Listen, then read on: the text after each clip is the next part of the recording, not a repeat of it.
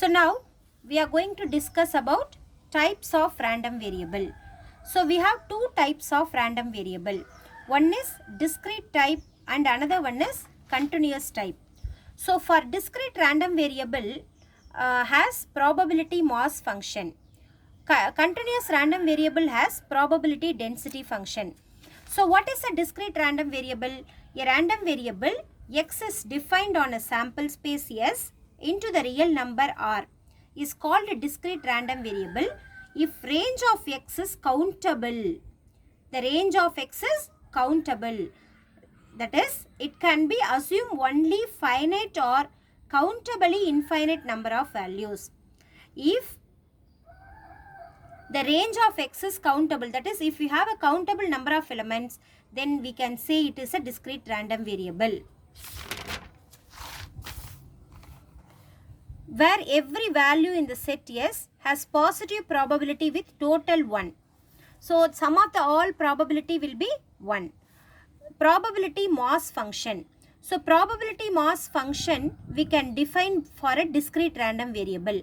So, probability mass function can be defined by f of x or p of x. Both the thing we can define. Second one is f of x is equal to p of capital X is equal to x.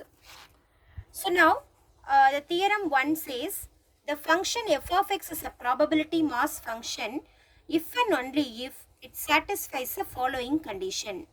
So, first one is f of x is greater than or equal to 0. So, all the f of x should be greater than or equal to 0. That is, we should not have a negative number for the probability. And sum of the all probability is equal to 1. That is, summation f of x is equal to 1. Here we can replace f of x by p of x also. Here p of x also we can write. Here also we can write p of x. For discrete random variable alone I am telling. For continuous random variable you have to mention f of x only. You should not write p of x. Okay. So every discrete random variable have cumulative distribution function or distribution function. So the cumulative distribution function capital F of x of a discrete random variable by taking the values of x, x1, x2, x3, etc. xn. So capital F of x can be defined by p of x, that is capital X is less than or equal to x, that is equal to summation xi less than x f of xi, where x belongs to the real number. While doing the problem, you can understand the concept clearly. Okay, these are all definitions. So definitions we have to study as it is. So properties of a distribution function. So first property is capital F of x should be lies between 0 to 1 for all x belongs to capital R. Capital F of x is a real valued and non-decreasing function. So capital F of x is real valued and non-decreasing. So non-decreasing means increasing function. That is, capital F of x is less than or equal to capital F of y. The third property is capital F of x is right continuous.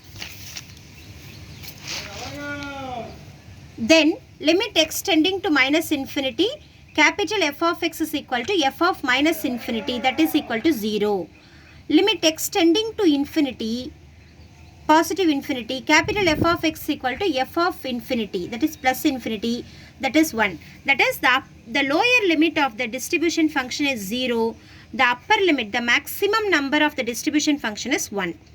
Then sixth property is whenever x is lies between x1 and x2, capital F of x2 is equal to capital F of x1. Seventh one is p of x greater than x is equal to 1 minus p of x less than or equal to x, that is 1 minus f of x. So eighth property is p of x is equal to xk, that is equal to f of xk minus f of xk bar. So these are the 7 properties of the distribution function.